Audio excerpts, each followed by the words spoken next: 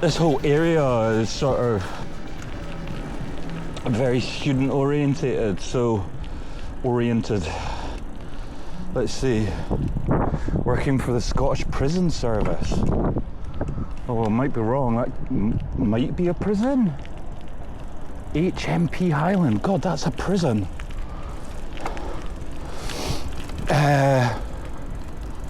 What a weird looking prison. It looks kind of fancy. It looks like a kind of boutique hotel or something. Yeah, so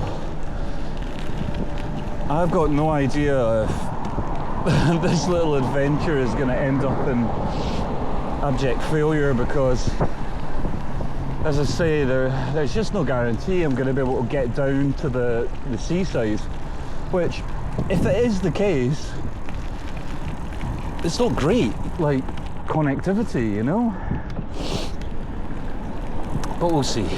Let's not get run over. Whoa! This is a really big roundabout here as well, so I just don't know if it's possible. But we'll see.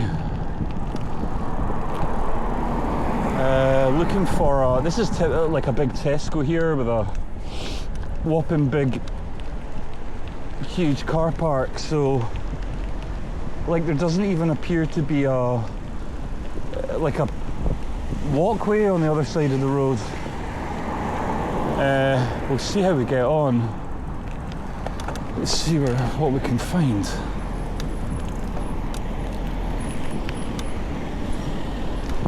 So if I come down here, if I can even just skirt the roads on the side, I know that it will take us along a bit, and then maybe I can find a safe place to cross. This is the main road out from Inverness to Aberdeen. So I wouldn't want to cycle along here, you know. It's just a little bit too busy, I think, for push bikes. But we'll go along and we'll see if we can find a way.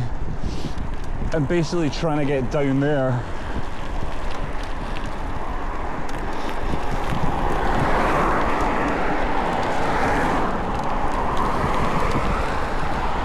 Does appear to be a pavement all the way along here, so as long as that holds up, we'll be fine, I think.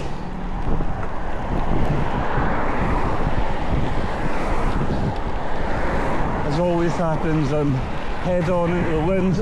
Oh. The good thing about the Lecky bike is that it kind of compensates for strong wind, but I don't really like to use the motor in it, because later on, when I'm probably going to be tired and exhausted, it's nice to switch it on and know I've got enough juice just to sort of carry me home. So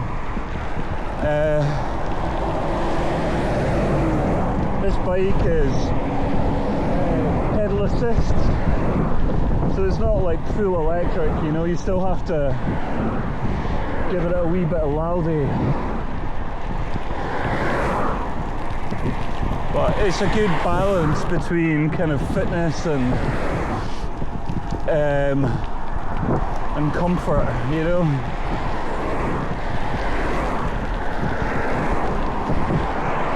Right, this is going to be kind of one of the telling points, I think, is whether or not the pavement will continue all the way along, or if it's going to force me around here. Oh, shit, buddy. Man. Okay, so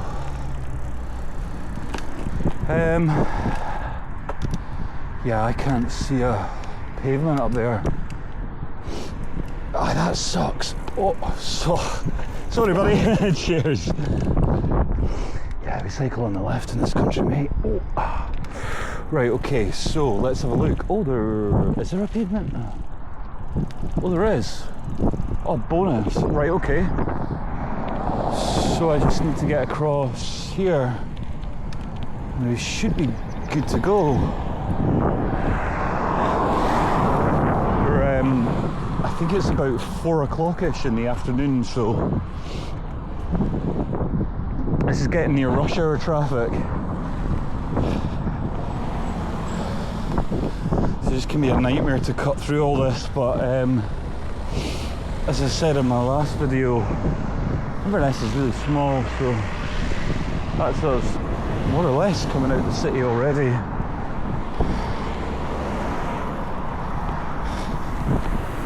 I always feel better, but just once you get out of it a little bit, you know, so you're not coping with all the traffic.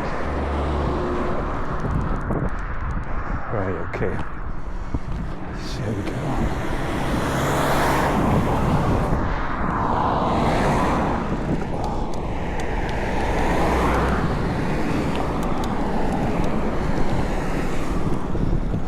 Again, I've not got a puncher or a repair kit with me again, so I feel like I'm kind of rolling the dice every single time.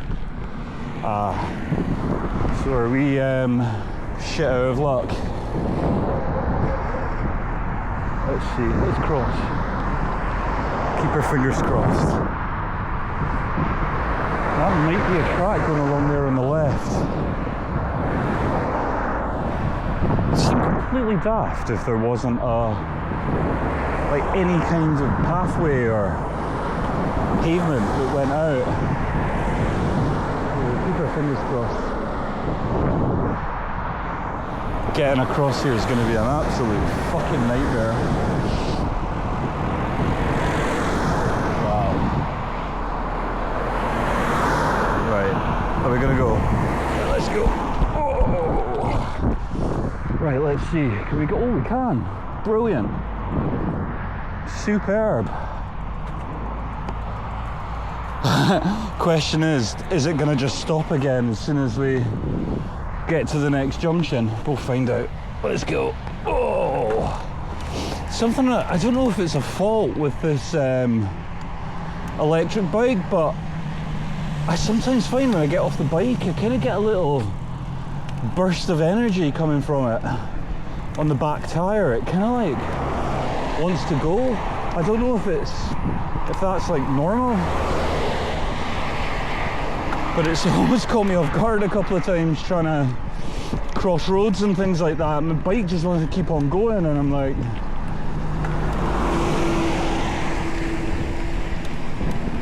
okay, I feel a bit better now. It's not as bad. So we're basically right next to the shoreline.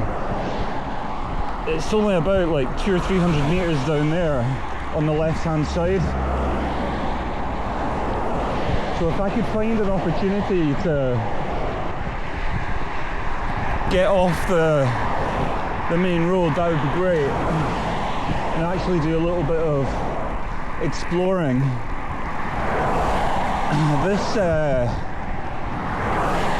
This place along here is actually the house that I was born in.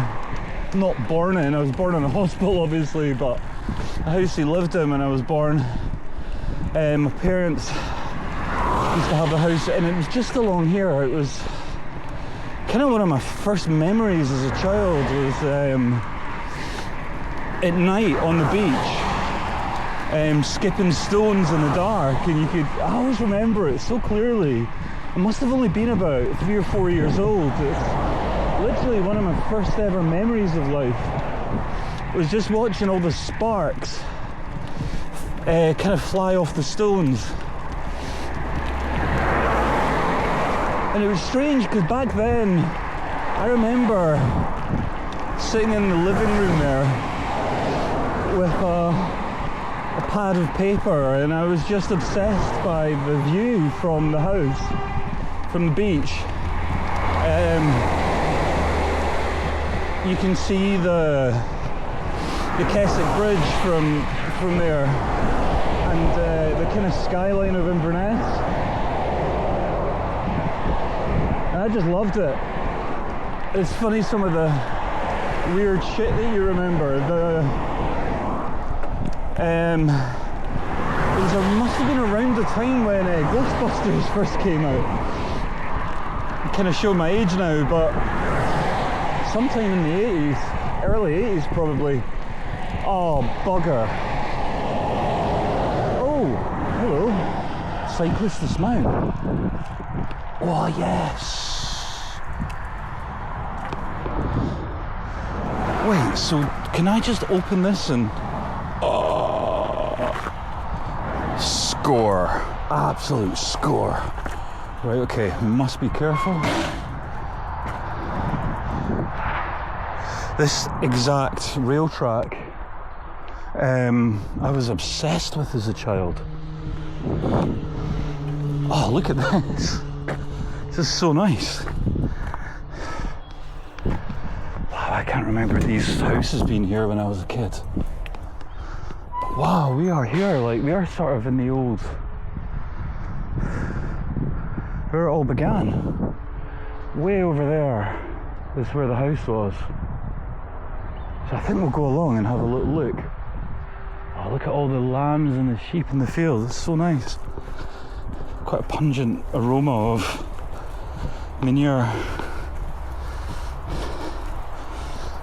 Wow, this is really nice. Strange, it's actually like the verge there kind of like does quite a good job of blocking out a lot of the sound from that traffic.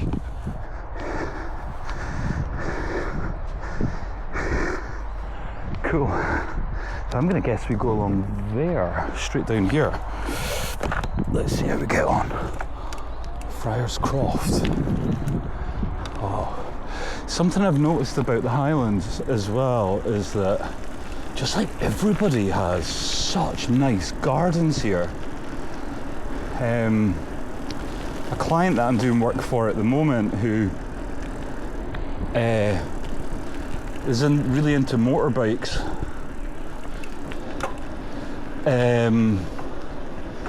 I think they're from, judging by the accent, somewhere around the Pennines, either Yorkshire or Lancashire. I can never quite tell, but I know Yorkshire are a bit more like up, and Lancashire's a bit more like alright, kid. But you know, I can never tell. But they're lovely people, really lovely people, and I think they moved up here fairly recently. Yeah, that's that view I was telling you about. That's one of the first memories I had as a kid. And I used to draw that thing every single night, over and over again. It would drive me crazy that I just couldn't get it right. There's a lot more on the skyline now. If you look just to the left of the bridge, you can actually see the Inverness Cali Stadium. Oh, sorry, Inverness Caledonian Thistle. I think it's just Caledonian Thistle, is it? Oh, I can't even remember. But yeah. But it's really nice here. It's kind of... I always think there's a lot of similarities between Edinburgh in a way and Inverness. They're sort of on the east coast, at the end of a firth. They've got like a suspension bridge just to the north, and if you go east you get all this beautiful kind of golfing countryside. Wow, we've really taken a strange route. I need to get back along there. I'm not sure I'm even closely going the right way. I think this is just taking me back onto the main road.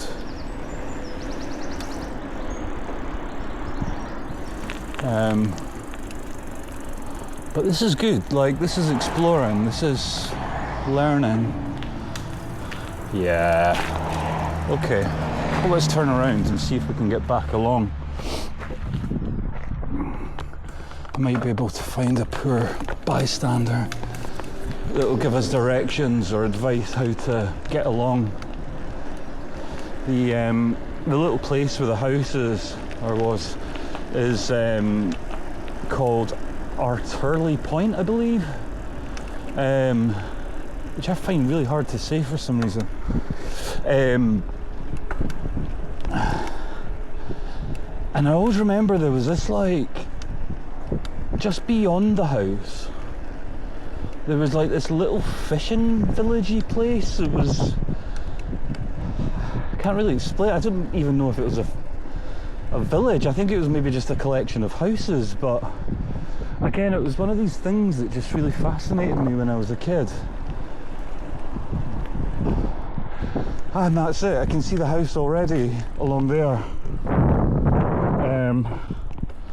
So we're gonna, there must be a way. I mean, if anything, should be able to get along by the side of the beach, you would expect anyway. I just felt something bounce against my shoe back there. I'm just hoping it's not an important part of the bike. My kind of brakes have gone on the, is it the front brakes? So maybe that's it. In which case they would have to get fixed anyway, so. Wow, the gardens are beautiful. That house there had, like, I don't know, I can't explain it, like a tunnel of flowers that went on for ages. So what a lovely way to enter your house after you've been at work all day. Something you can't tell, thank God, is that the smell is horrible. It's really unpleasant. Of course, because I think there's the sewage plant? I don't know. Somewhere down there. Let's see where this takes us. We're just trying to get down to the beach, roughly. Wow. Look at this place. This is so cool. That's like an old black house. Look at all this, like, weird gardens and... Whoa. I really hope I don't get dead-ended. Whoa.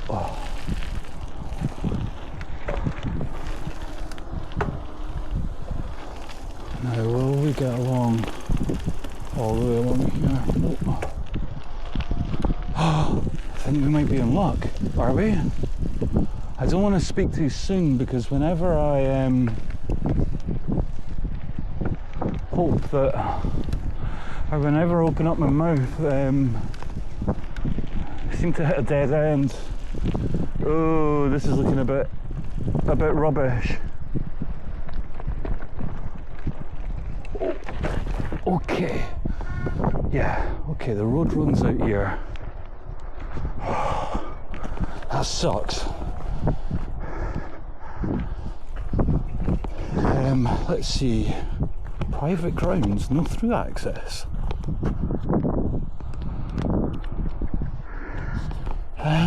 Let's pause it. I'm starting to think that I'm shit out of luck. Wow, this place is so nice. It's just sort of like a weird vibe around here. Can't really explain it. It looks like we're going to nowhere land. Oh, that's dull. It's really dull. Still, this place is so cool. I don't know. It's like a little hidden gem in the middle of nowhere. Look at this. I think this is like, they've got a little orchard here. They've got like Greek statues and Roman statues that dotted around. That's so nice. And a nice bench. Be nice to sit there and watch the sun going down at night with a little barbecue. Hello.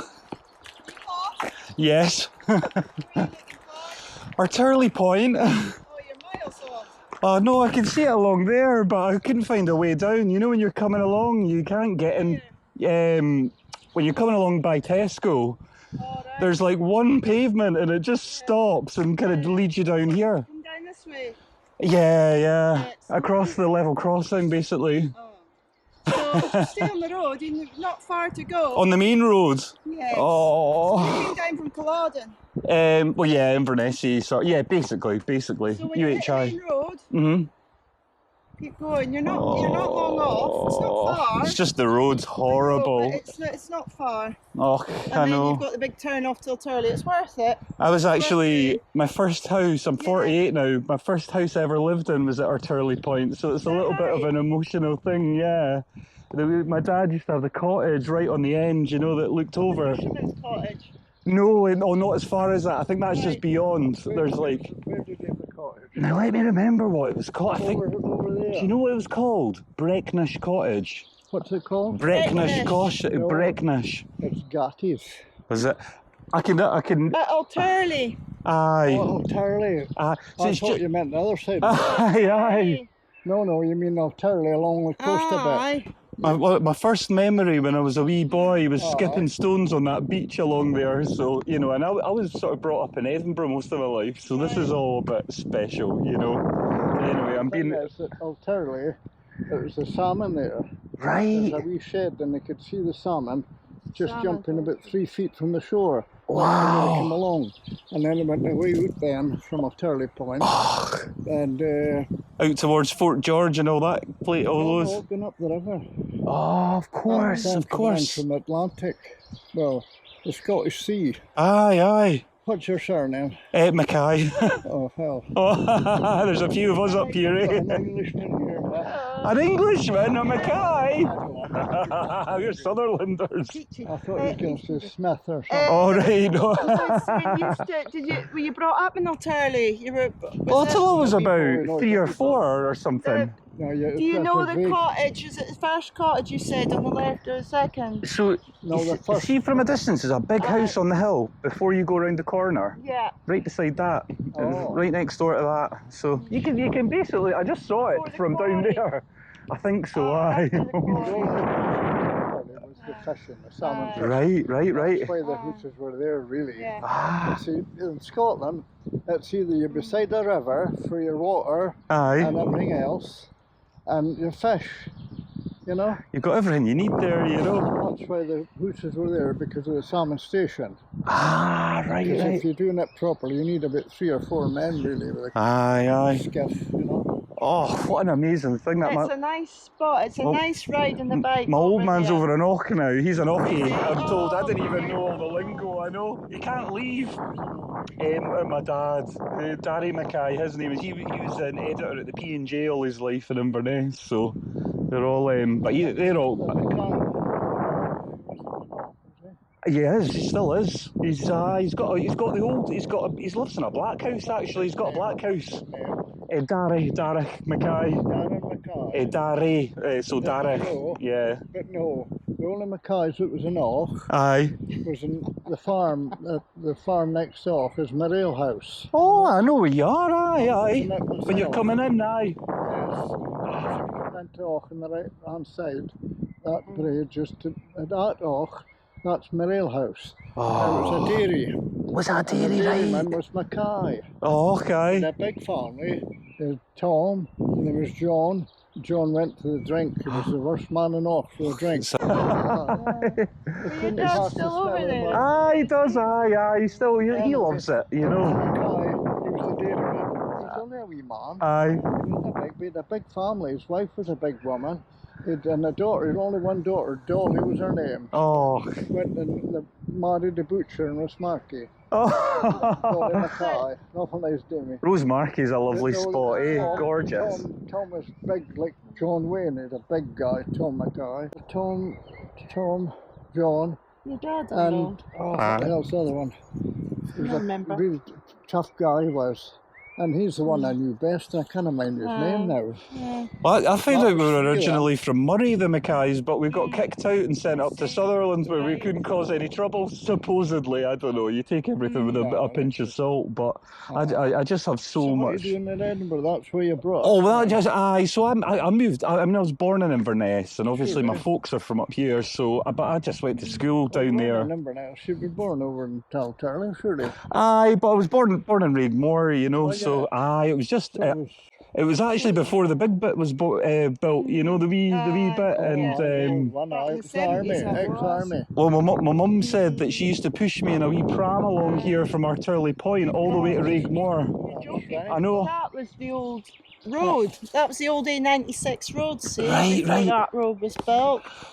Right. The road. My granddad was in Beloch, and I remember, it's all my earliest memories. I used to walk over, and there was no all these houses, so I would, I remember walking over those fields at the back there. To worship Donald John. Oh, who's that? Oh, of course, right, yeah. Yep. Because his mother's from the West Coast. Aye, of course, because you're from Lewis. And off, they're always double names. Yeah, aye. You know them otherwise. and even on top of that, the Dubai name as well. She's a MacLeod, isn't she? I think there are a lot of MacLeods in Lewis. And... Aye, well, MacLeod, he was my pal and off. Paisley, because my own ancestors are from off. Aye. Aye. But you used to be a fan of Trump, and now you're right off of... Right off of me too. Yeah. You see, at first I thought, great, he's part Scottish, oh, what a brilliant thing, you know, and all that. That was sort of how, and then see now, I was reading a thing today that America is now more corrupt than Beijing. You see, what do they call that slush fund that's been going on about? Yeah, It's supposed £1.5 billion slush fund for him and his pals. He's turned out to be crooked too. So. Is he? Yeah. Oh, I didn't know that. Story I got from my granny. Just a minute to tell you. Seen my granny, and she says that her man, her husband, was from Alturlie to Chimay. Oh, I know, aye. Robertson, that's why I'm a Robertson. Aye, brilliant. I had a good friend of Robertson down in Edinburgh. I don't know if they're as good as the Mackays, mind you, but pretty much the same. Oh, aye, we were all a bit wild, weren't we? Anyway, my granny said that his father, that she married, the father, was head gardener in Culloden. Culloden House Hotel. Oh, very fancy. Oh, the bloody estate that the estate, the estate. Whole estate, Inverness as well. Yeah, that's right. The Forbes hut. That's nice up there, eh? Duncan Forbes, he owned Scotland. He was what happened was, estates, they send their sons to universities. Right, yep. So they learn to keep control of the yokels. Yep, kicking me out. Because they're educated in universities. And the university they went to was in Leiden in Holland. Oh, was it? I know that. I know Leiden in Holland, aye. Yes. Because there was in history there was a thing called the Siege of Munster and von der Leyden or something, because he came from Leiden it is, that's it. And all went there. Now, who happened to team up with there was Walpole. You heard of Walpole? No. Have you? No, not at all. Walpole was the first British Prime Minister, and he was a student of his level. This is brilliant. Now, when they were pallied up, aye, because they're both from Britain, or so they're saying, Britain. Anyway, they pallied up.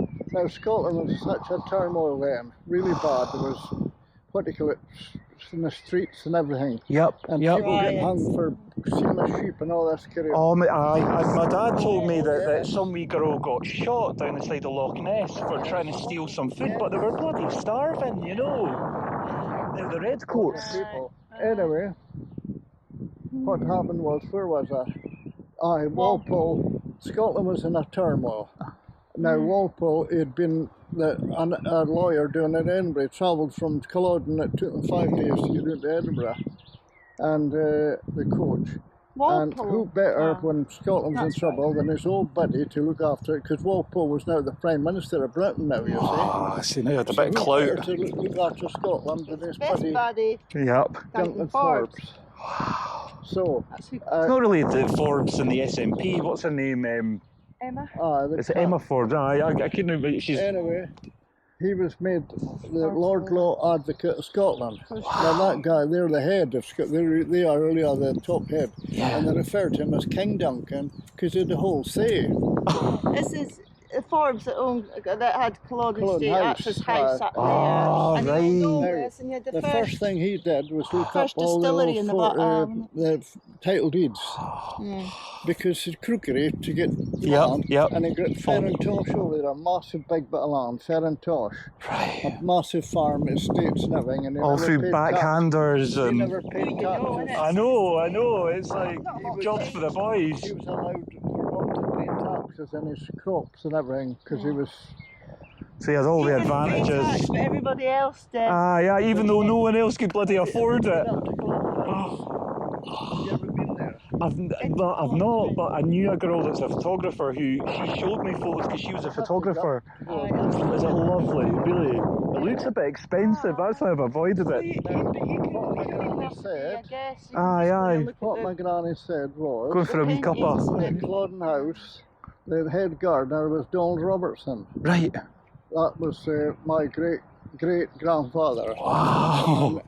The disowned Emily Forbes. the daughter, joking. because She she married went a off with a commoner. commoner, the head That gardener. was the thing. That was see the royalty. The state they had to Bit marry like Prince somebody. Harry going off. Aye, no one thought it was more sort of. wealth or better than themselves. And to marry a commoner, that was taboo. It's completely. funny, eh? Yeah. There's still folk that think that way, I think, you know, out there that. They went and stayed in Kiltarnity. Totality.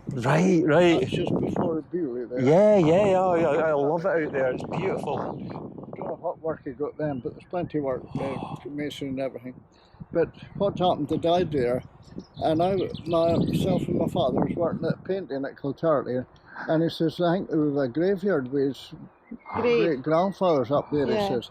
So I took a walk up. Have a wee nosy, see if you can find it, aye. So I went to this side, it was all Uckerts and Frasers. And I said, Got a lot of Frasers out that neck of the woods. That's Fraser country. What's that? Lord Lovett, so Fraser. So here the next day I says, I'll go on this side. And I more or less walked it to the middle. And it was Donald Robertson and Emily Forbes, the gravestone. Right there in front of you. The gravestone. About 2 feet high. Yeah, anyway, go on.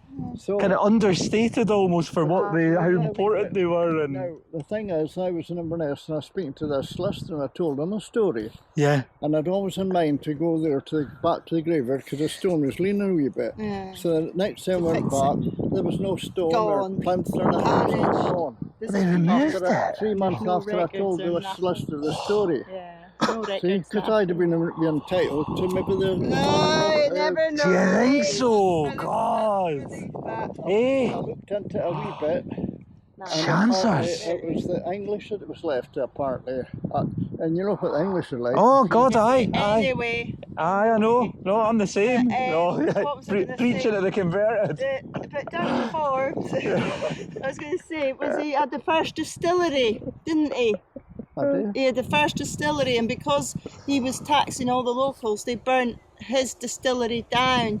Oh, Well, the thing It's is, interesting, the Duncan Forbes aye, I story. bet I'm gonna. It'll be on Wikipedia or That's the something, primary eh? school's came named to- it after came him, to- and it came to the Forbes fruition put that- a plinth up at the Battle of Field. Scotland And, began to drink tea. That was the thing. Aye. Drink tea from Aye, China. aye.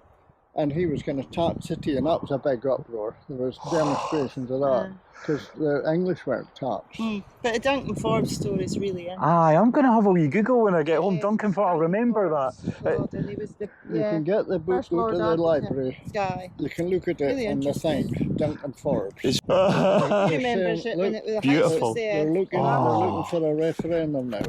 And Oh, I took Melody Aye. over to see Alex Salmon in Banff. Oh, aye. Was that here where you? Because I knew you sort of Aberdeen, rough area, that's what it but was, wasn't it? let's see him That's one when he day. had an office in Ellen. That's right. Oh, Now, I went fancy. to see him, so I Let's made see up. him. I phoned him. I made an appointment to see him. What a clever we- chap he was, eh? We You know? went on a Saturday to see him, He and to his wasn't, he office, wasn't. Melly and I. We were there Aye. the whole Saturday afternoon with him talking. I was yeah. trying to get God. them not to have a second referendum, Right, right. because I knew when we had the first one, we spent a lot of time at the first one. Anyway, That's well, it. That's it. the way I see it is, England voted reform this Yep, time. yep. Nigel's going to get in, let's Yep, face it. They and- voted no. That's a nationalist. Yep. It's like the English National Party. And then Wales voted for Plaid Cymru. I know, That's aye. the Welsh Nationalist Party. And Scotland voted for SNP, which is a Scottish Scottish. Nationalist So Party. do you think that that's... tells you the story? Exactly, we've had it. We've had it. What is it? I think So they is said... England and so is Wales. It's They all right are. when everybody's got a big ship and we're all running the world and everything, but see when people aren't doing well, you know, you think, what are we doing? Why are we listening to this? Very well, and a lot of people are doing very, very They tend to badly. be around London, those ones, eh? And Edinburgh. Aye, and sorry. Alturlie, after your history lesson about Duncan Forbes. Aye, I will. Duncan Forbes, and you can go into the hotel and you can have a look around. By the way, guys, can I just say, it's beautiful here. Aye, it's What a nice lovely wee... I was like yapping at the camera and I was like, oh, this is really nice. What a lovely... Aye. Yeah. Have you made it yet? But Did you go? no, I couldn't get down into the... Oh, you can go along the road and then they'll tell you. Now, Aye. the first house on the left-hand side, as a woman, her husband died about 10 years ago. Oh, Margaret, and she's a not a nice She's soul. really nice. Aye. And she'll tell you all about She'll tell you all the Oh, history. I'll be honest, guys, you know that road, it terrifies me. See it like at this What, time the of night. main road? Aye, just get like on a bike, you know, it's just a bit... I'll tell you what to do. Well, Aye, there's but no the pavement just it's stops, ledge. eh, at the... But I'll tell you how to get there then, and it's only a 5-minute detour. Aye, alright. Plodden House. No, Alturlie. Oh, See, I'm getting the inside knowledge, thank Right, you. so back the way you came, Right. across the road, Right. so over the railway bridge, Aye. across the main road, Right. keep going up, and then you'll come to a junction. Right, Where aye. you turn left, that's where people walk their dogs and everything. You'll see it. There's no road. It's So just go across the road and sort of, it goes straight up from there, or? Aye, And then keep it kind of going. do a wee And dog no, leg. Turn left. You'll see it. It's like a proper junction. Aye, There's aye. a gate on your right. You Right. can't go any further. Right, You can brilliant. go straight ahead and then you'll be at Duncan Forbes Primary School, but don't do that. Aye. Go left. And then you can, because I know it's roughly... Going, Aye. you'll pass the farmland on your left and farmland Brilliant. on your right, and you'll see people walking their dogs and stuff. And then you'll see a house and the big chimney stack, the big That's a chimney fact. stack. I remember that, because that, Turn like, left there. when we would leave the house, you'd go Yeah. along this road by the That's beach, and then it'd turn left and it'd go over like it's a different level crossing. It's not a level, I don't even know, it is a level crossing, eh? You kind of drive over the train track and... So, go, as you turn left, and then you'll see chimney stack, it's not far. And then you turn left there and go past the house, and then that's you on the main road, Back on the across the main road. He doesn't want to go on the main road. As I'm a big Jesse. Yeah, but no, you don't want a great big lorry coming up behind you. Oh, it's terrifying, honestly. it Like, is. even when you're like on the pavement next to it, it's like they're like wow, and your whole bike's like whoa, Roads you know. aren't made for the big. I'm not a very good cyclist as well. But that's what to do.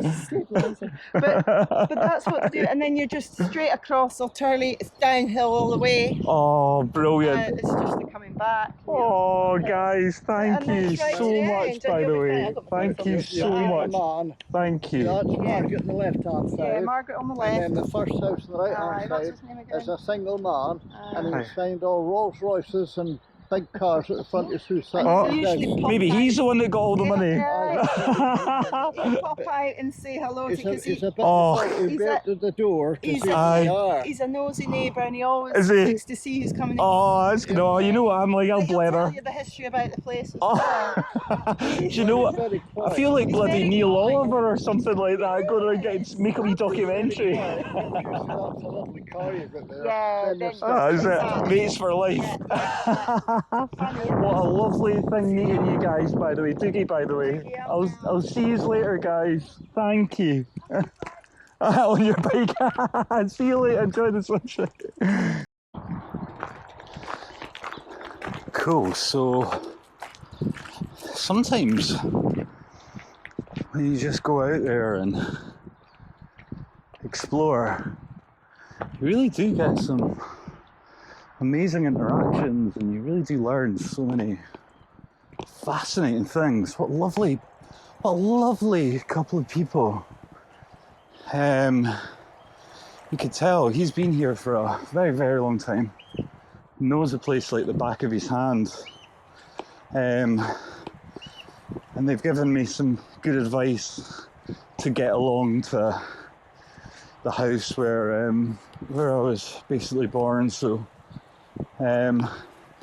they said just cross over the road, go up a bit, take a left, and it should be golden. And I think I'm looking for a junction or something, they said. I can't remember. But yeah, what lovely people. Really, really nice, honest, decent people. Wow, this is... I thought I could hear a train come in, but I think it's that airplane coming into land, so it's just not one of these things that you kind of want to get wrong. You just edge forward. Yeah, we're good. Ah, okay, I see now. So I go up there and then eventually take a left. And it should be cool from there.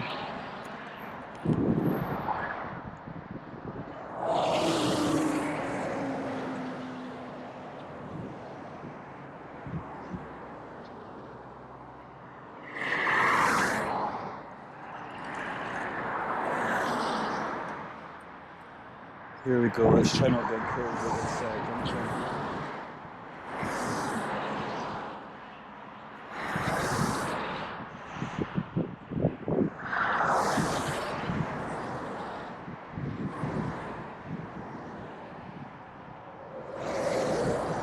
I always wonder what it must be like kind of growing up in a place like this. I mean, I moved down to Edinburgh when I was about 4 years old, so the memories are incredibly patchy. Right, let's go. I was yapping to that couple. It looked like a father and daughter. Let's see.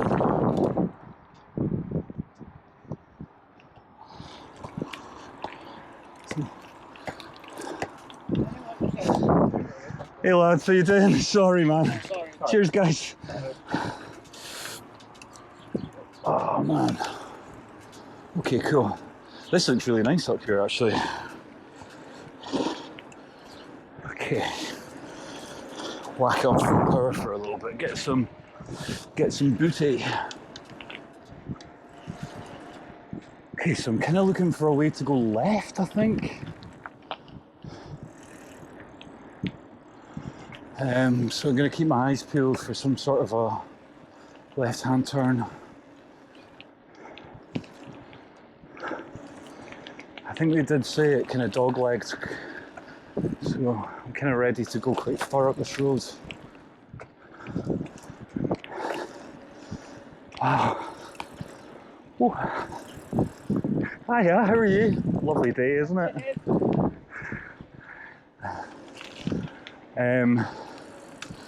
Okay.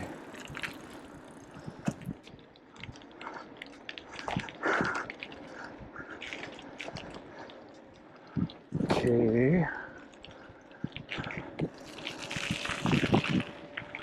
Wow, these sort of over up on the left-hand side, these almost look like kind of council houses. I can't remember any of that when I was a little one.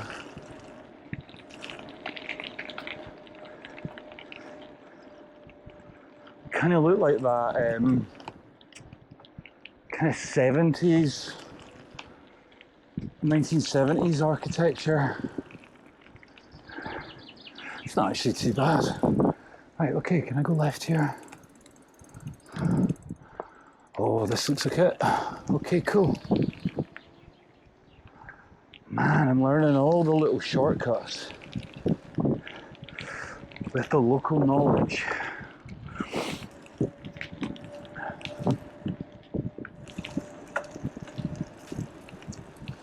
My dad lives over on the other side of the Moray Firth.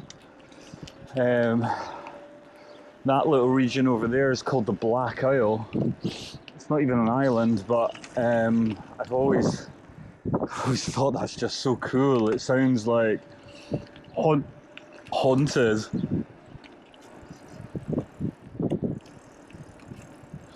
My dad's got a poster, a Tintin poster on his kitchen wall, because there was an episode called Tintin and the Île de Noir, which means the Black Isle in French, I think. Île de Noir. I listened to a really interesting show today. Just do a hello. Hey guys, how's it going? Thank you. Cheers. Oh, hello, little Airedale. Cute. Oh, Schnauzer. Oh, okay.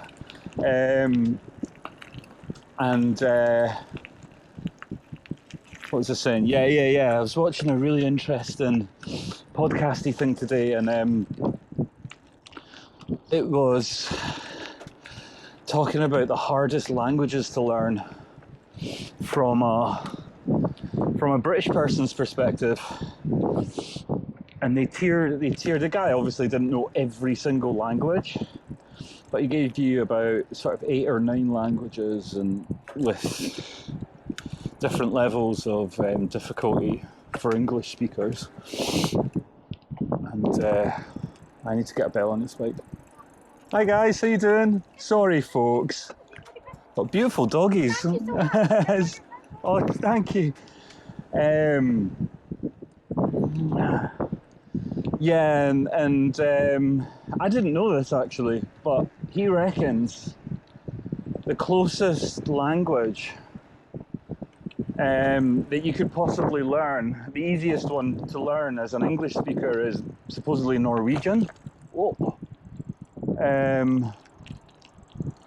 Oh, I see now. Now I think I might have kind of meant to go left there, because that is the house over there. I can see it in the distance. And I believe this is going to take me too far, so I'm going to turn around, go back, and just because like my spider sense is tingling that I've gone the wrong way. Oh wow, it's so nice. Right, okay. Let's see how we get on. These two girls are going to think I'm a stalker or something.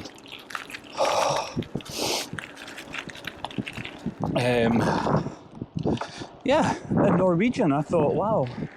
But see, if you think about it, this is not meant to. Oh. Wrong turn.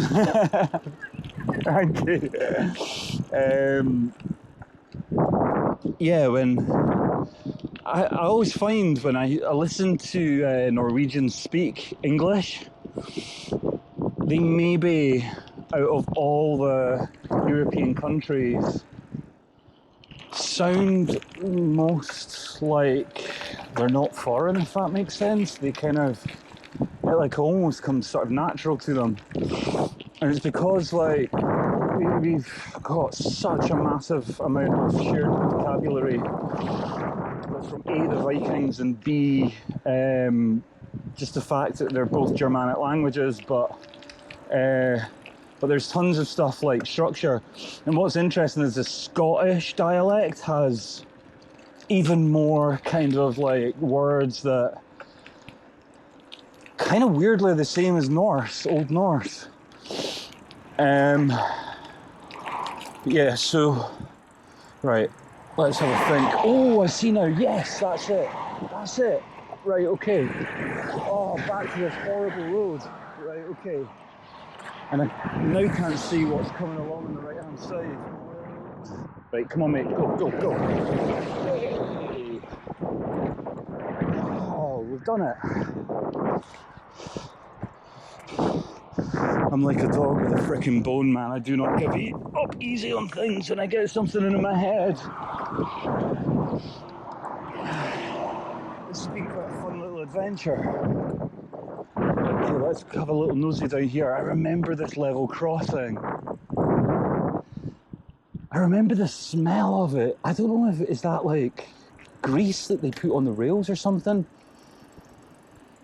God, so nice. Hasn't changed a bit. I think this road's a bit wider than I remember.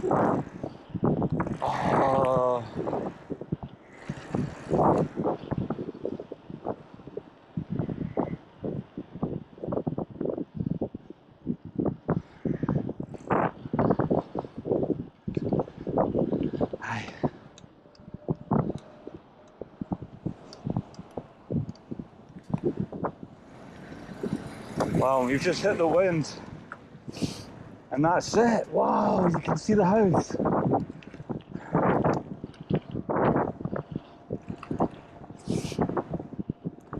It just feels like such a cool place to have been basically born, you know, like it's just so, I don't know, Scottish.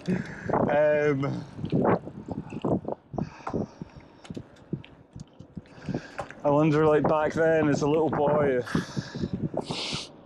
thinking that in almost 50 years time I'd be coming back along here, and it's so strange like how time works and how people change. And oh, this is really nice. Gonna have to have a little stop on the beach as well. Stupidly not brought a packed lunch or anything with me, but it's okay.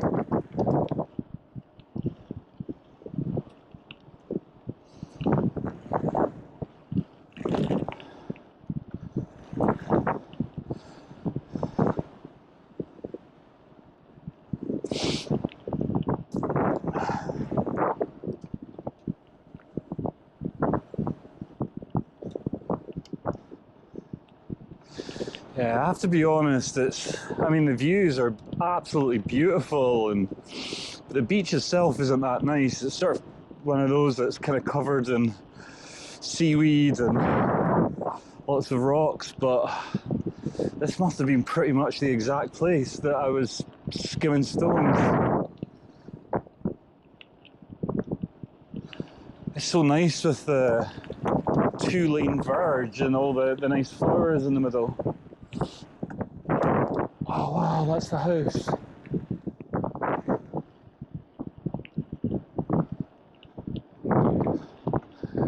Sitting right at the back there. Oh, should I go in and knock on the door? No. Nah, I think that's maybe a little bit obsessive. The thing is though, that like, you know, people up here are just so friendly, and you know, when they figure out that you're a normal, they can just be some of the warmest people in the world. Oh yeah, there's a lot more houses here than I remember. God, I remember like playing up in those gorse fields. Wow, that house is pretty fancy.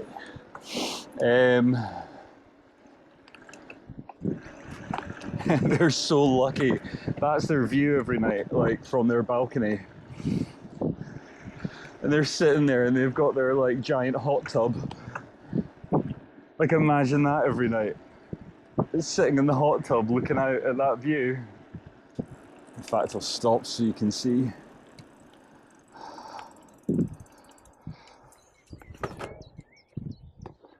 It's actually really nice to stop. Oh, wow.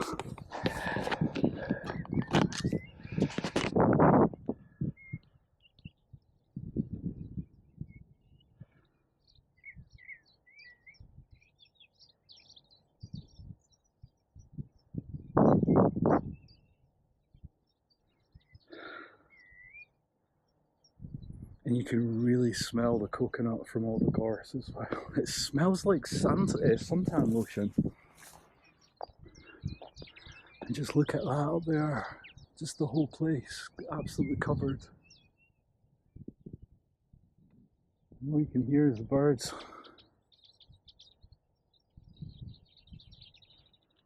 It's beautiful, really nice here. Just over there, on the other side of the water, is where the old man stays now. Oh. Okay. Whoop. So let's see, should we carry on and see? I'm gonna see if I can find, like, well, I remember it being like an old fishing village or something along here. I could actually really see myself living here.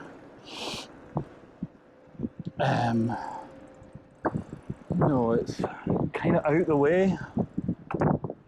It's actually a real... This whole area is like a real box ticker for me, you know, like it's... The airport is about a mile or two, if that, I don't know, like over there. Which obviously connects you to Europe and kind of Heathrow and stuff in London. So, you know, you would never feel that you were... Whoa, what is going on with these skid marks? I don't quite know what that's all about. It looks like someone's been doing like some kind of crazy burnouts along here. But like having access to a beach right on your front door. Inverness is right there. So, and literally the big kind of supermarket and stuff is like less than half a mile away. So you're super connected. You're really, really connected. I should have stopped back there. That was a really nice place to take in the views, but there. Oh, just that smell of coconut in the air is just beautiful. It really makes you feel like you're on holiday or something.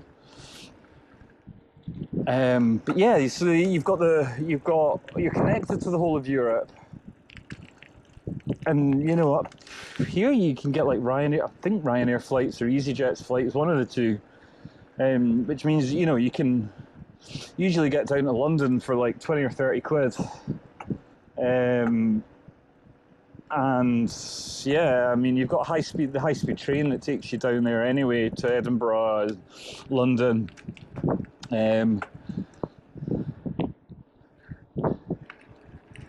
Like, I bet it's even nice here in the winter, you know, it's just, the natural beauty here is just so high that I don't honestly even think the weather would make that much difference. Although, oh, and you can smell the sea now really strongly, because I think this is sort of coming around the corner. And basically, like the Moray Firth will eventually just go into the North Sea, and then you're straight across to Norway after that. Yeah, this is it. This is a wee village. Wow.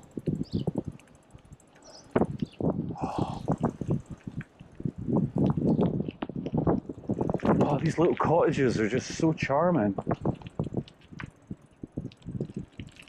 Look, there's a bench. That could be the spot. Well, let's go along here and see what we can find. Yeah, remember these little cottages.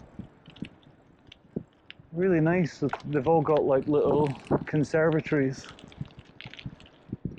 A great place if you were to live if you were like an artist. That house is beautiful. Like really well maintained and looked after. Oh, look at this. Can we keep on going? Oh, this is amazing. Right, okay. Let's see. Oh, private, no through roads. Oh. So are we going towards the house? Oh. Wow. Right, okay. So, yeah, okay. So over that next headland, that's the airport. Literally right on the other side. There's a ginormous white house over there as well. That looks fancy.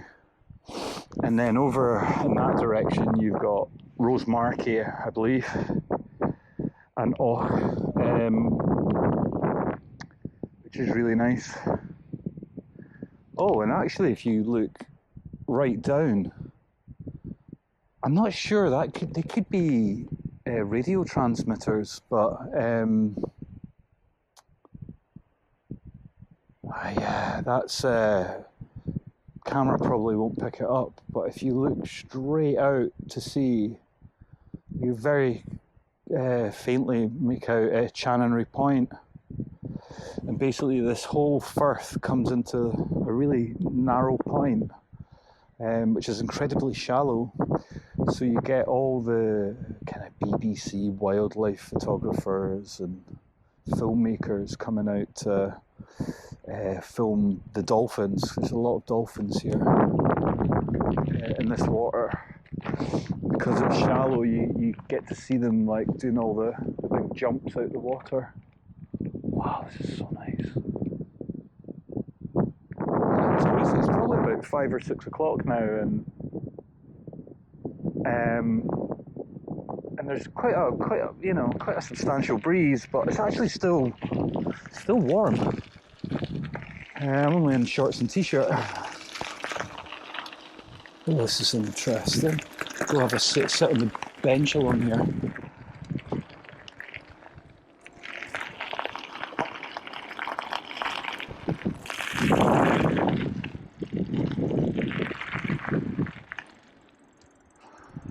This is so cool, just like walking through my childhood, stepping back in time or something. So cool.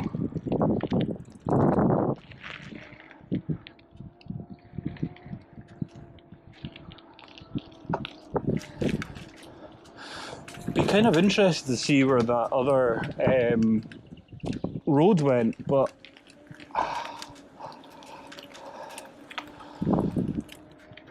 I'm also a little bit worried about getting the flat. Yeah, so over there is basically, that takes you towards the west coast of Scotland and Loch Ness and everything like that. Lots of really beautiful scenery.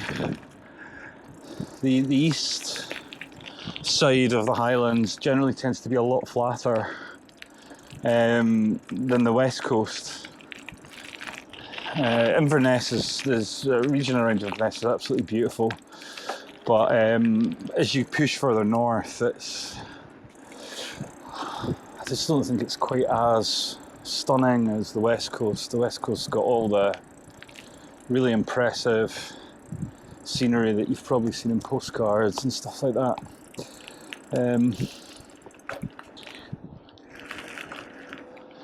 The east is a little bit more built up.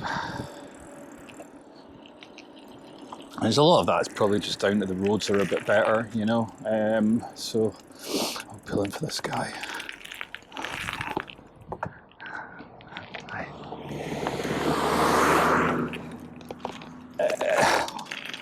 Any chance of a lift, mate?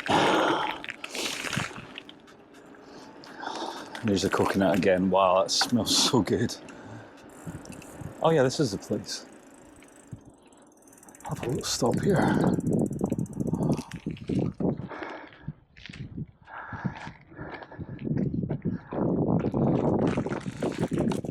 I think the brake went, the front brake went on the bike when I laid the bike against my house, and it just went smashing down, and I was kind of thinking, oh, what a nightmare. I bought a Brook seat for it. It's really nice leather Brook seat, and it's all super like scratched and ruined. It's not ruined, but I don't know. But then I sort of remind myself that who cares? I think a lot of things kind of get better as they get a bit more of a patina on them. I always think it's slightly neurotic, looking after things to the point where, you know, you have a heart attack if it gets a scratch or a dent. There's probably better things to worry about in life.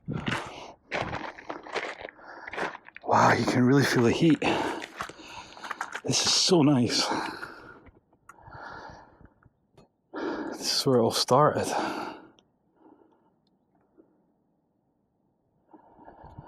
Yeah, you can just make out one of the mountains. I think it's not really a mountain, but it's fairly high.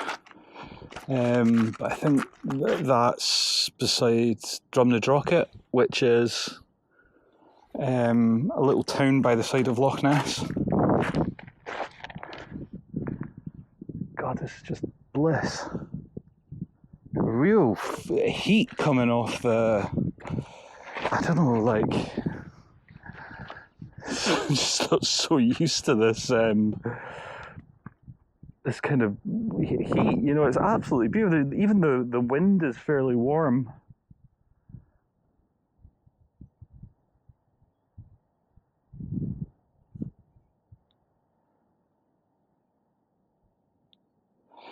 It's cool, you can like just make out the trucks and the cars going over the bridge in the distance.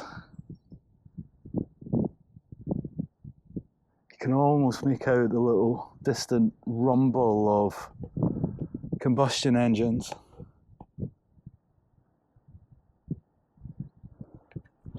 This is really nice along here. This is, you can see kind of a gap.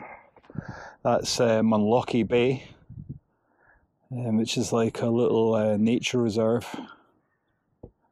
And it's really nice when you're driving back from over where my dad lives. You kind of, you know, you will eventually go along and then go over that bridge and just sort of passing the nature reserve. You know, you could, it's beautiful. You could always just see all these kind of like birds out there in the bay. And about 2 or 3 summers ago, I decided it was a good idea. It was a beautiful day. It was a day like this, actually. I decided, I was at my dad's and decided it was a good idea to walk back to Inverness, which is sort of over there. And I kind of underestimated the undertaking, and I think I took a bit of a wrong turn, so I ended up just skirting all the way along the coast.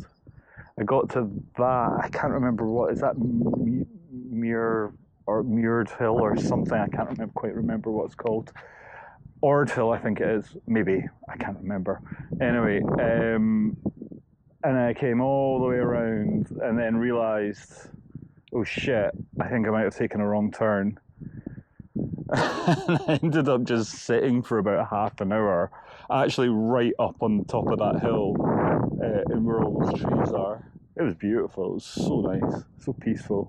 Looking back over, and because the airport was over there, I could like just sit and watch the airplanes taking off.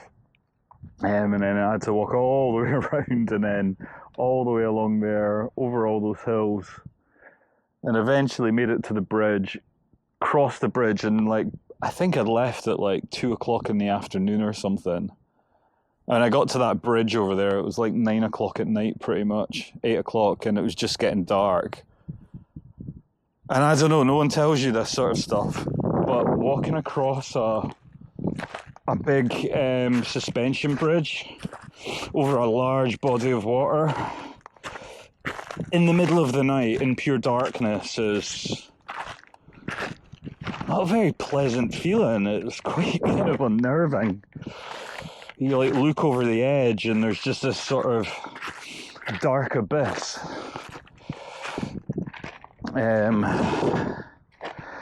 Yeah, man, I enjoyed my bed that night. I always remember how much my feet hurt at the end of that day. I always take my hat off to these guys doing the long distance Appalachian Trail and PCT and Continental Divide and GR20 or whatever the hell it's called.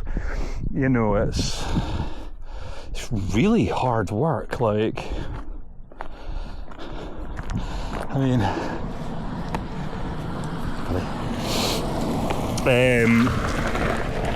yeah, it's just like, it's one thing to do the hike once, but good.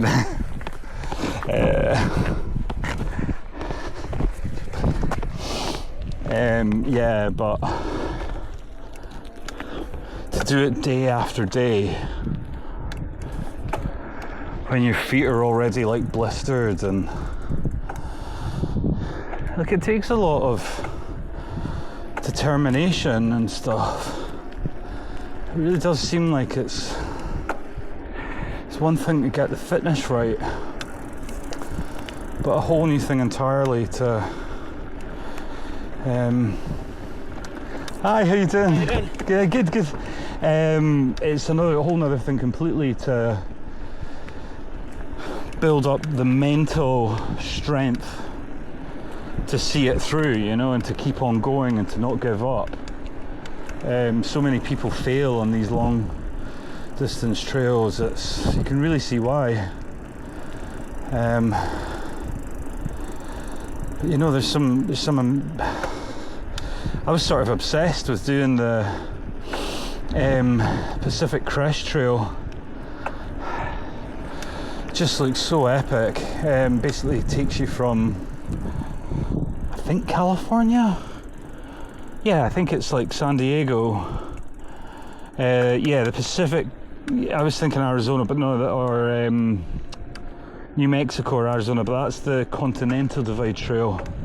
The Pacific Crest Trail, like, sort of doesn't go straight up the coast, but it basically goes from the Mexican border to Canada.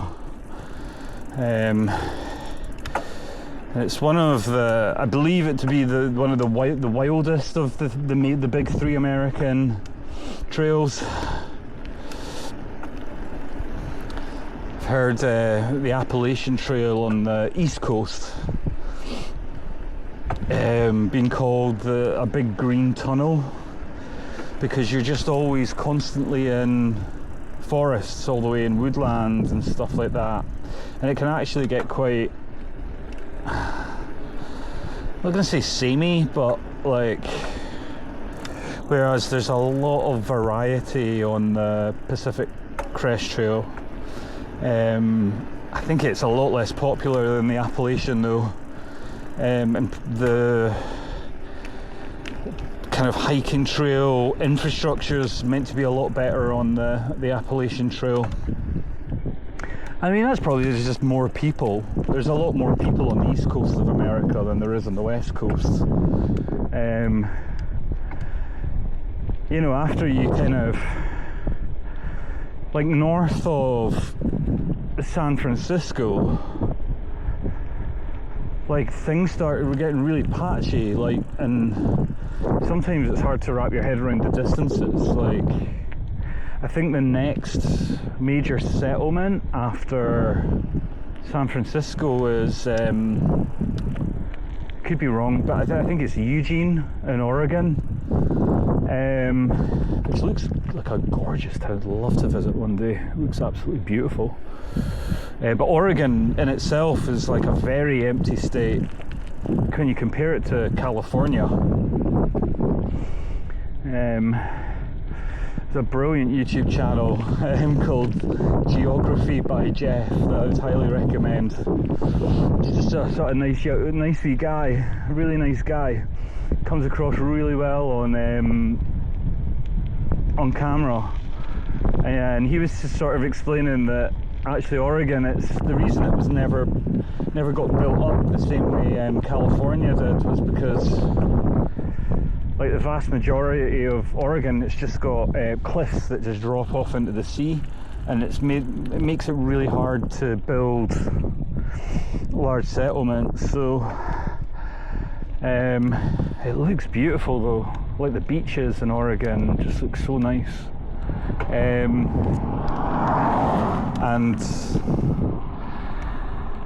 yeah, no, I mean, there's obviously Portland, but that's sort of inland quite a bit, away from the coast. I think for a lot of people, the coast's sort of like one of the big draws, you know, of staying on the west coast, which Oregon doesn't sort of have so much of. But yeah, so the Pacific Crest Trail looked really interesting, but unfortunately I don't think my health was up to scratch, you know, my fitness, because I wouldn't want to go and fail. Basically, I would like it to be wow, I remember that little burn. There's like a little creek or burn that goes down there. I remember that has not changed.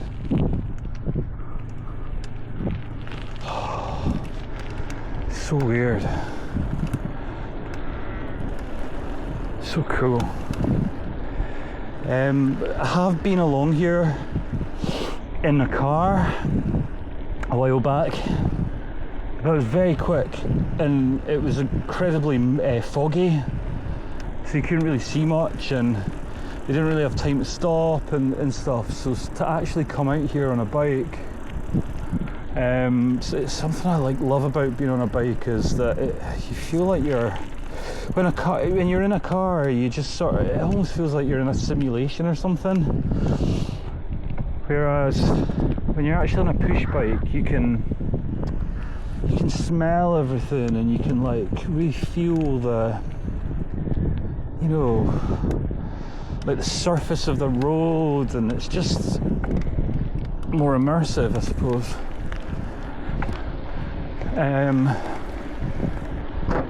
Hi buddy.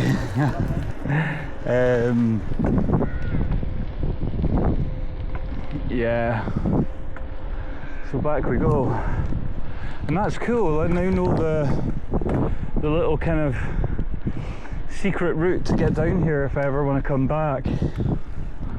That was so nice speaking to that couple. They're just lovely, really nice, honest, genuine people. Man, this hill's a nightmare. We'll give it a bit of loudy with a bit of full power. Whoop. Oh, that's much better.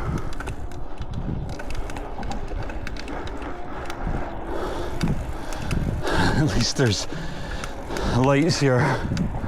Feel a little bit more confident drifting out into the track. Whew. Cool. Nice little cottage. People up here seem to really love their sculptures. Every single window there's a sculpture of a Picasso or something like that. Okay. So we're going back over there.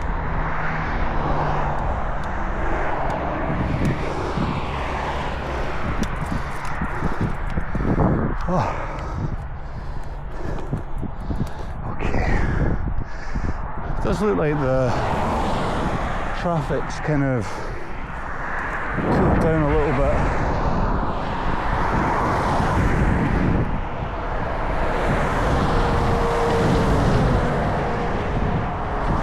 That's it. Well, I always thought it was Alturlie. Or Alturlie. Okay, that's how you say it. Say Al first, and then Turley. Alturlie. Nice.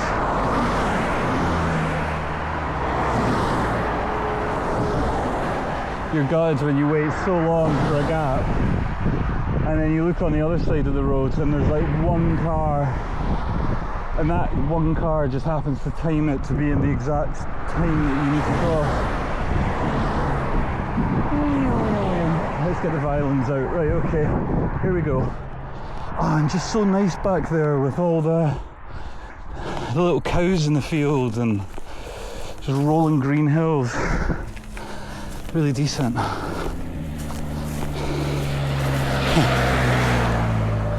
I always think it's so, I don't know what the word is, endearing, or, oh, that's a nice house. A lot of the houses in the Highlands, they sort of remind me of railway cottages. It's quite a specific architecture, and they're really nice. And as I was saying before, they've always got these beautiful gardens full of like all sorts of flowers, and they usually have like little ponds and nice little streams running through their property. And then, you know, this is one of the massive benefits about living up here.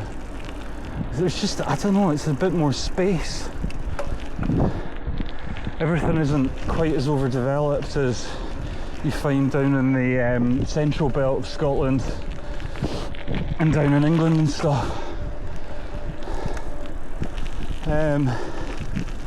I think that makes people really warm, maybe, I don't know. I'm sure there's just as many cruel, nasty people in the Highlands as there is anywhere else, but you know, maybe they hide it better. But really, they're just some of the most amazing people. Right, I'm going right here. Okay, and I think over there in that sort of forest over there, that's where Culloden Battlefield is, where we got our asses handed to us by the English. I think they should just, I think they should probably just build over it and... Hi man, how's it going? They should build over it and just turn it into a council estate or something like that. And turn Bannockburn into like a sort of mecca, but for Celtic people. Anyway, yeah, look at these fields, it's so nice. It almost sort of, parts of this almost reminds me of Yorkshire for some reason, like North Yorkshire. That's another really beautiful part of the country. Something about Yorkshire people, man, they're just so friendly, they're so nice, like just really warm, and actually just like really funny. I don't know what it is, just this sense of humour with people from Yorkshire is just on the money, like they're just hilarious. But yeah, it sort of reminds me of Yorkshire, like all you need is like the little English church in the corner and you would be pretty much there. I'm really not a fan of a lot of these kind of council, I don't know if it's a council estate, but like these kind of houses that you find in a lot of the UK, well certainly in Scotland, they just have no colour. They just think, like, they've kind of, to me they just look unfinished. They look like, you know, almost like they were trying to save money by not, I just think that, you know, just the smallest amount, like a little bit of effort, and they would be so nice. But anyway, yeah, but definitely looks like a nice safe place to bring up kids, and a lovely region in general. So okay, hi folks, thank you so much, that's really kind. Yeah, so I feel like kind of going a different way home. I don't, maybe I'm gonna see if we can just, how far we can go along here, because I think I came up here, I turned off here, so if I go straight ahead instead, maybe we can avoid that busy road on the way home. Yeah, okay. Wow, there's so many options. Right, okay, let's go this way, skirt along, because this is more in the general direction. Wow, this is really nice. What a lovely place, like really nice for just taking your dog for a walk in the morning. Ah, okay. See now.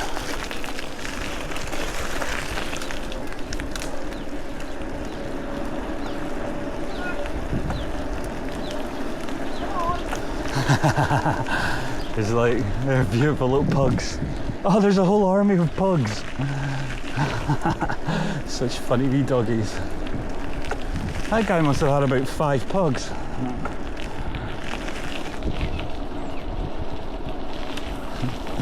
Always look so angry, the faces of them, but it's funny how you always kind of compare like dogs' faces to to human beings' faces. Okay. Little black birds. Oh. It's a funny sort of bit, this.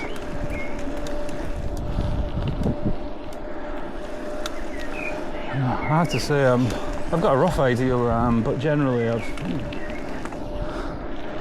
I'm just sort of pointing the bike in the direction I generally need to go and hoping for the best. And hoping that the road just doesn't run out in some random ass little place. Okay, that's a good sign. There is, and this looks like proper cycle infrastructure. Oh. Let's see where this takes us. This looks taken into some sort of housing estate. Yeah, and these are all brand new builds. I really like these. Yeah, this is like a brand new development, pretty much. What a difference! Like, I think when the SNP government got in power to Scotland, and I mean now they've been in power for like 20 years or something almost, I think. I don't think it's a coincidence that not long after, just the place to start looks so much nicer. Margaret Thatcher was kind of, I don't know, they made a lot of big mistakes back then, and another reason a lot of Scots don't really trust Westminster governments, because like the high-rise tower blocks and stuff, you know, it's an absolute eyesore, and it just reminds me of communist Russia, you know. It's, you feel like, Christ, we're meant to be in like northwestern Europe, and the place looks like bloody Minsk. Okay, cyclists rejoin carriageway. Okay, so we're going to go this way. I mean, these houses are lovely. Look at that. What a lovely place to bring up your kids. You can tell they're still building new houses here. Places for people. Yeah, they might be not supported housing, what do you call it? I've completely forgotten the name of it. It's not quite council housing or welfare housing. It's like, oh god, where am I going? Okay, that runs out, so we're going back along here.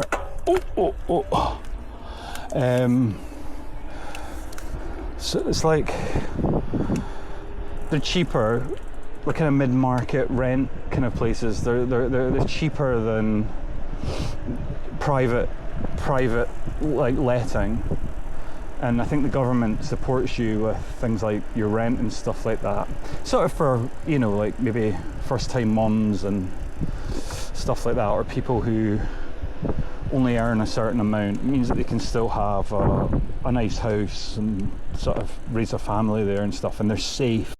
Right. Let's go.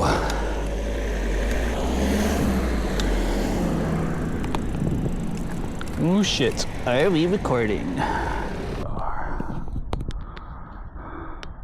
Like there, for example, I mean, it's nothing incredible, but like just a little bit of paint, mix up the colours.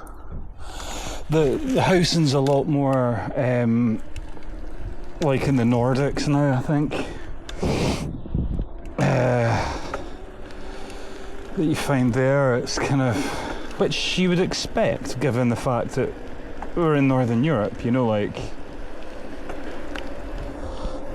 people should expect that. And I know everything has to be paid for by someone, you know, you can't just complain and expect everything to be perfect all the time, but I don't know, like, people pay their taxes, people take pride in their neighbourhoods, and you know, and people work hard. So I think we should expect something good in return for that. You know, we should always expect more. There's a lot of new houses here.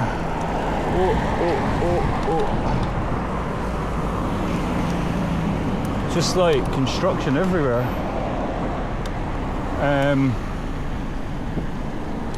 I do sort of kind of know where I'm going now, so it's really cool, like, exploring a new city as well. Like, there's something about always being in a place that you don't know. I really enjoyed that when I lived in Glasgow. It was because Glasgow being such a big place was really interesting, just like nosing around places that you've never seen, or but I suppose that's why people love going on holiday so much, isn't it? They love exploring a new place.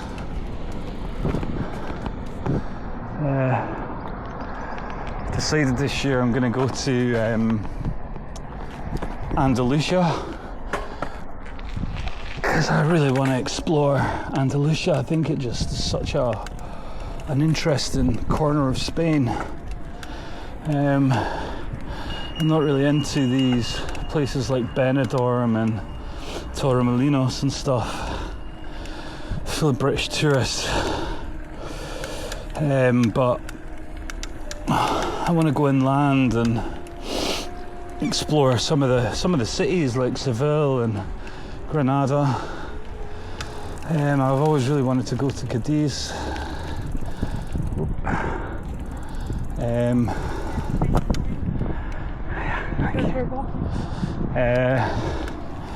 What else you got? There's a couple of other places like Ronda, and they look really interesting.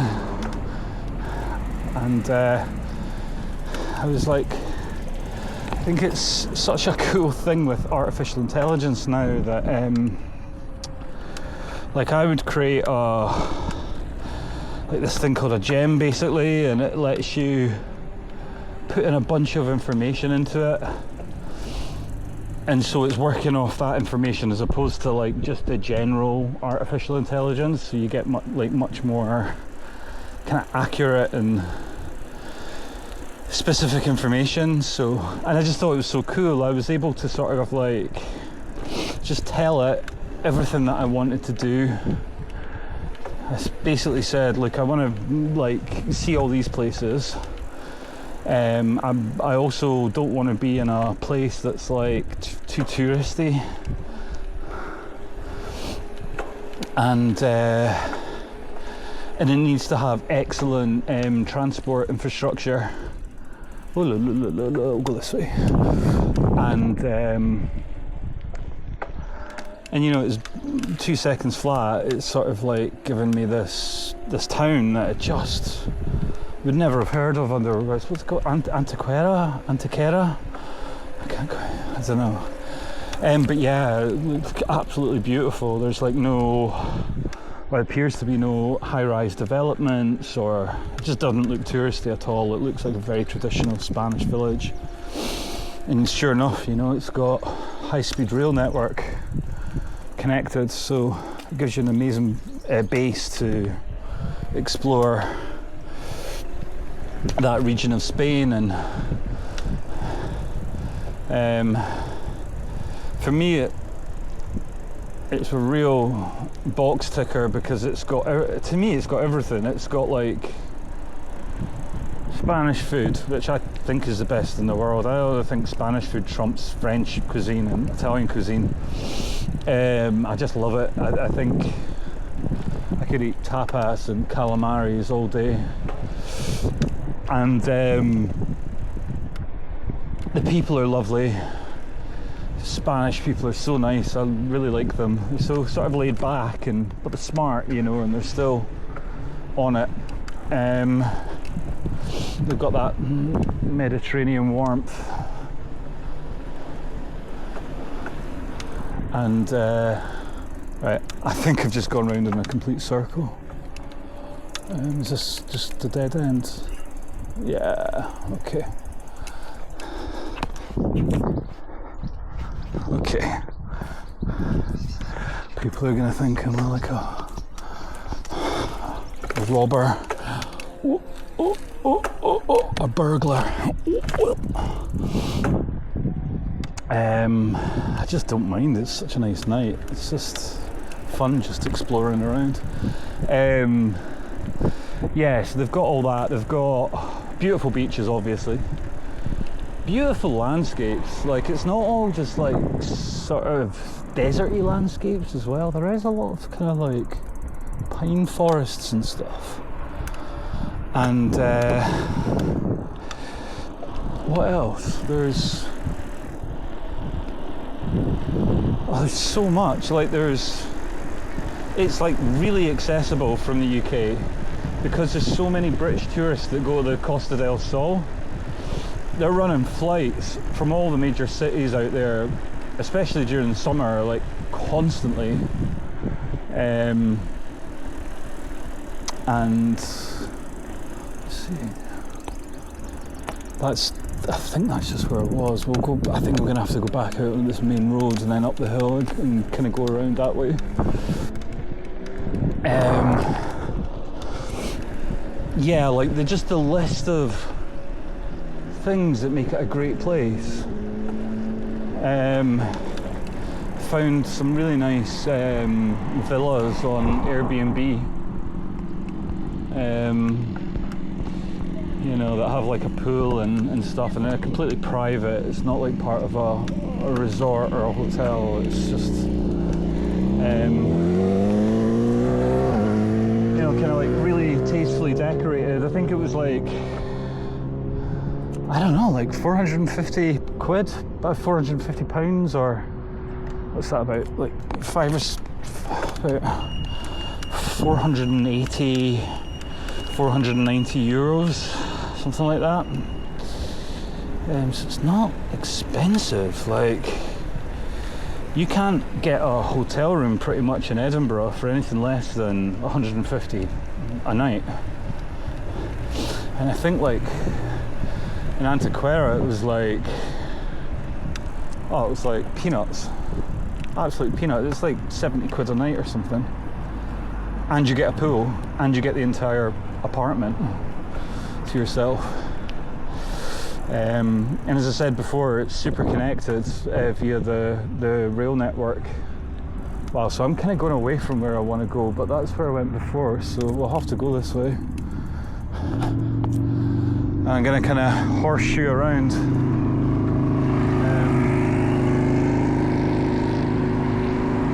just kind of want to avoid that big main road because it's just not pleasant cycling along that with all the traffic flying along. We're going to go for it. Yes, we are. Yes. So yeah, and like something you have to know about the UK is that like our trains here are so expensive, and like especially for what they are, they're like it kind of annoys me. It's like another one, it's like another, to me it's almost like another piece of evidence of how far Britain has fallen. Like Scotland, we bloody invented, you know, the steam train and all that, and there was a point where the UK was so good, we were like building railways in other people's countries. We were so good at it, and now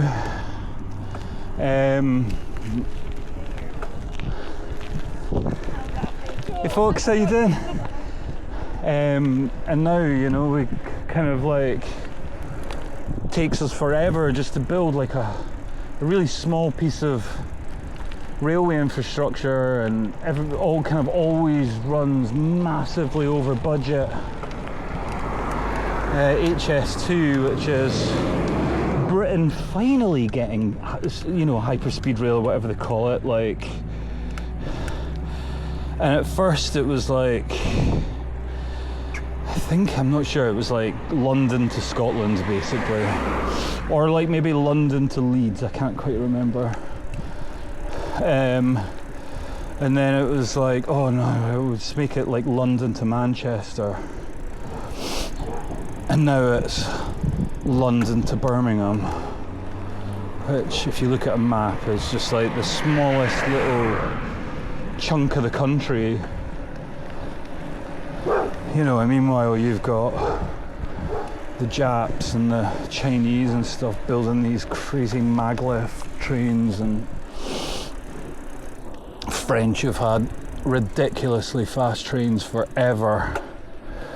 You know, even in Sweden they've got a really fast train, a really fast train. Country of 10 million people. Like the Spanish trains, I've never been on the Spanish trains, but they're meant to be amazing, really good.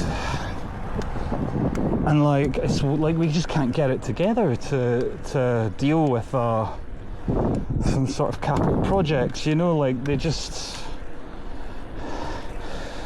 I think there's a lot of NIMBYism, you know, and the Luddites or the Luddites or whatever they call them. And I get it that like the UK is a lot more built up, and you know, I was reading with HS2 that they had to build like a massive tunnel just to protect a little bit of woodland, you know, which I mean I'm all for, like looking after the environment and stuff, but like I guess if when they're building high-speed rail in, let's say, Sweden, you know, if they want to stick a railway through a bit of forest, they've not got to exactly go through tons of red tape and planning permission and stuff like that. But because the UK's got so little natural environment left that everything needs to be protected. Somewhere where I've always wanted to go, oh, I'm going to jump out and not get run over. I've always really wanted to go to Sherwood Forest, but then I watched a guy hiking through it. There's basically like hardly any forest there. It's all kind of gone, you know. Okay. I think I know where I am now, actually. This feels familiar.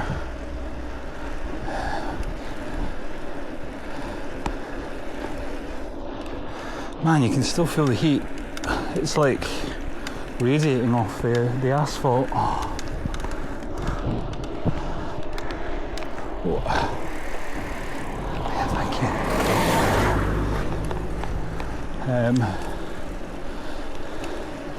It's just the smell of all the perfume and the trees and everything. It's just so nice. Like, this is my favourite time of year. It's just lovely. You've got the whole summer to look forward to, and you've got all the blossom everywhere. Like, just everything is so colourful, and the animals, you can hear all the birds as I'm speaking. It's just, the place is alive. So nice. Yeah, I think I know where we are. This is like another beautiful garden.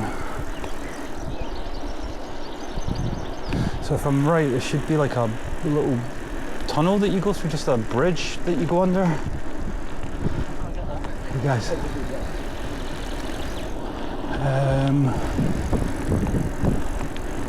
Oh, maybe. This doesn't. Oh no, here we are. Yeah, Didn't even notice that because of all the trees in the way. Okay, we are in the right place. It's actually not too much further. Yeah, so I'm really looking forward to Alturlie actually. Really nice to head off. I think I'm going to go about September, so kind of get past that where the tourist season's so intense and the heat's so intense. We're moving into a super El Nino, as they're calling it. Or what do they call it? A Godzilla. I mean, let's be honest, it's mostly American news channels, but yeah, supposedly it's a Godzilla El Nino. Let me go this way, so I will go this way, I'll do what I'm told. Whoop. You're not allowed, as Charlie Veitch would say. Oh. Yeah, it's nice up here.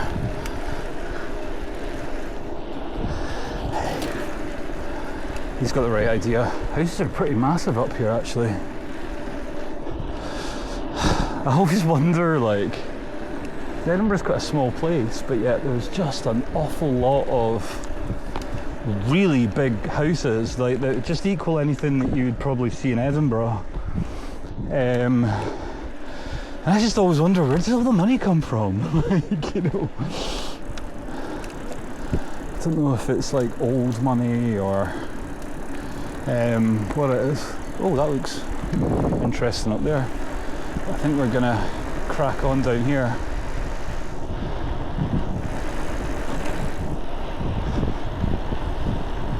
Feels like a nice night for a barbecue in the garden. Problem is I don't drink anymore, so I literally just do things for the food now. But it's worth it for how good you feel in the long run, you know?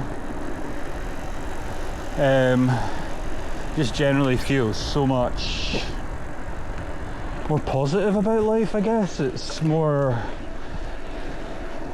like you get more driven because, and that kind of omnipresent feeling of well-being is just with you more often. And I'm actually starting to, I basically stopped for a year now, and a bit over that. I can really feel it with my health, because like, see, when you're a drinker and you're a big drinker, you kind of like on a night to night, I would have always defaulted to, oh, I'll just get some beers in, watch the football, sit in the garden or whatever.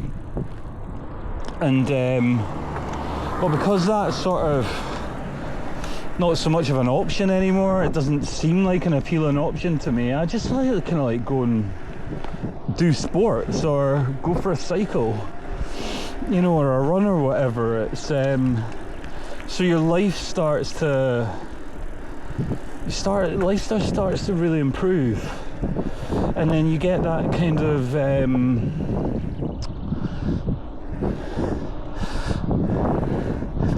self-perpetuating positivity cycle, if that makes any sense. It's like a positive loop, feedback loop, you know. It's like the better you feel, and then because you're healthier, your brain works better, and because your brain works better, you make better decisions. And that goes as far as things like your diet, you know.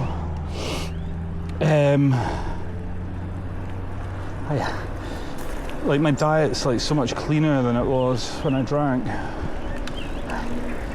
and like it's not like I have to try either. Like before, it's like I'd eat a salad and be like, ooh, kind of feel proud of myself and stuff, you know. But it would take me like a little push to make that decision to eat healthy. Whereas now, I just eat healthy anyway. I like it. It feels more appealing to me. It's really hard to explain. But yeah, it's that positive feedback loop. And then obviously the healthier you eat, the more energy you have. So the more you exercise, and then you see it, like, I see it in my work quite a lot. You know, you no longer do the minimum. I mean, I was never really a do the minimum sort of person anyway. I wouldn't say I like hard work, but I kind of, like, I don't mind working a lot. Like, if I'm doing something that I enjoy, I'm quite happy, you know, working away. But like with this better diet, it sounds weird, like I get up and I'm excited, and then that excitement my clients and customers see, which makes them even happier. So then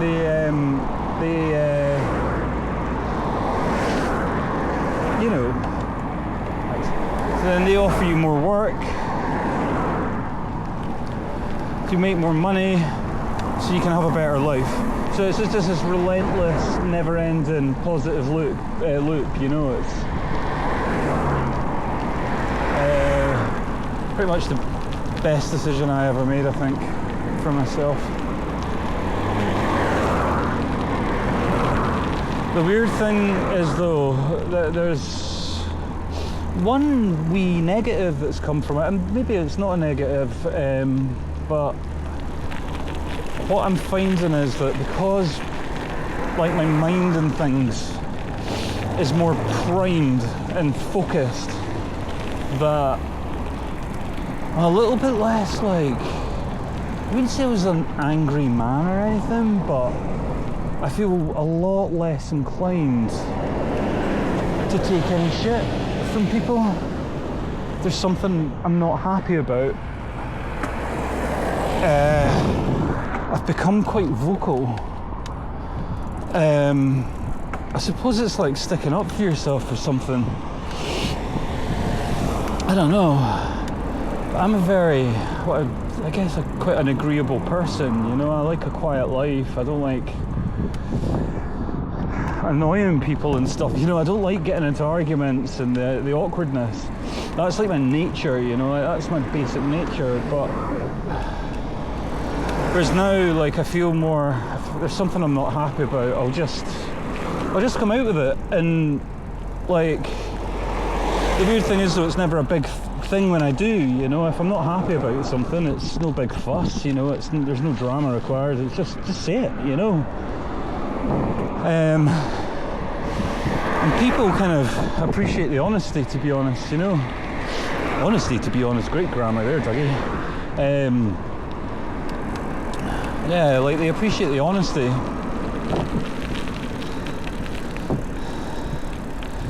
So this is me getting close to home now.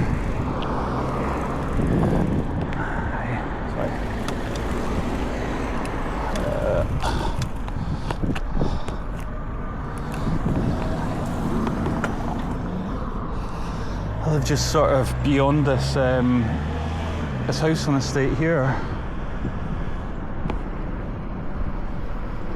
It's crazy, it's still hot. Okay, we're gonna go for it.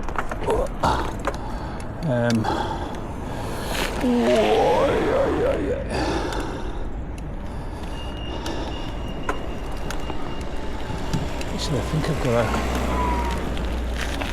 we'll just go down here. This is the last bit of traffic I'll have to contend with. Watch, this will be when I get the puncture, go over on the handlebars, do a Superman straight to the A&E. Oh, I missed that there. Yeah, now I'll go around here, actually. Don't like that roundabout. Just go around the long way.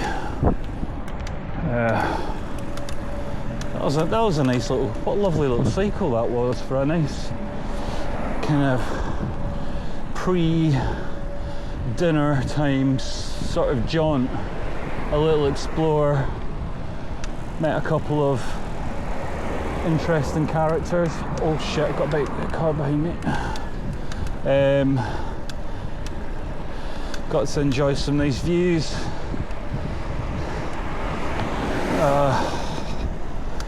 And a sort of healthy dose of nostalgia. Give the guy a nice clear sign. See if he takes the hint and takes over. Okay. I always find it really unnerving when cars sort of like just crawl about 2 meters behind you.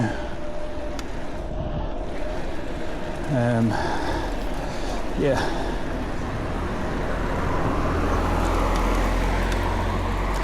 I'm not sure what this place is called. It just always reminds me of Brookside.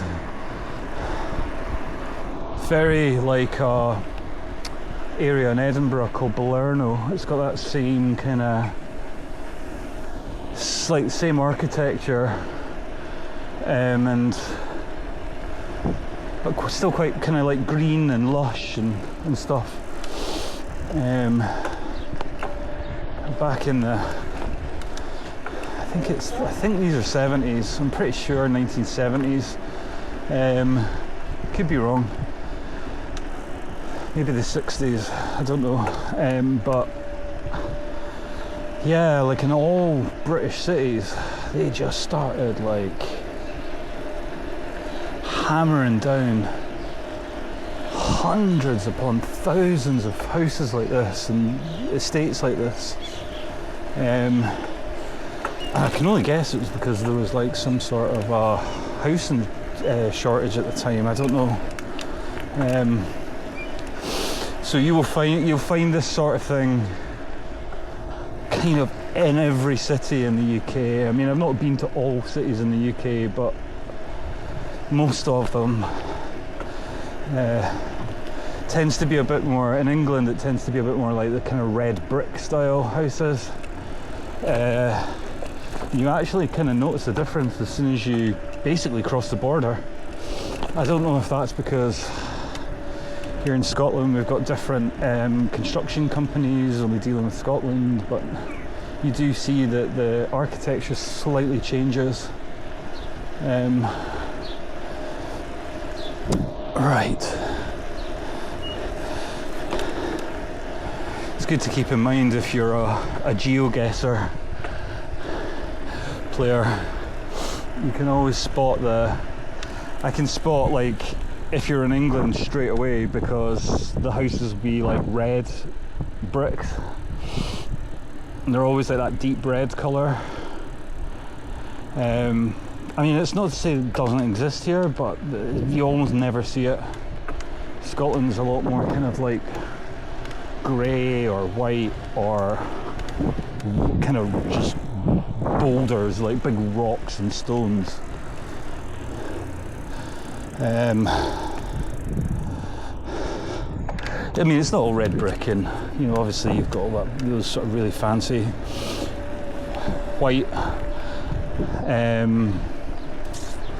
kind of houses and stuff in the centre of London.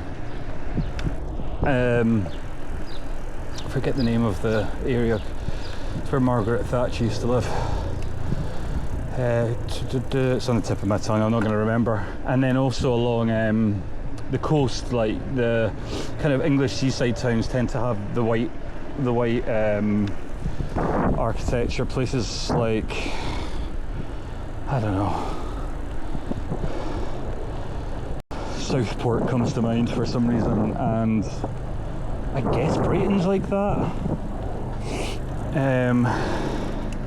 It can look really nice, but a lot of British seaside towns are kind of, especially English seaside towns, like places like Blackpool, are very run down.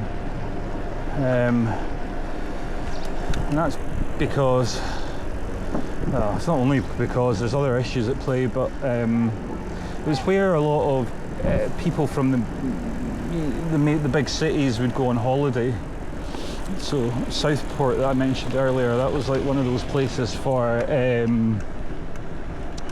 people from Liverpool and Manchester and things like that. They would go there for their holidays, and I think Mill Brighton was sort of where the London elite would go on their holidays and stuff. But then obviously with cheap air travel, everyone started going to Spain after the Franco government needed a PR exercise. So yeah, that's been fun.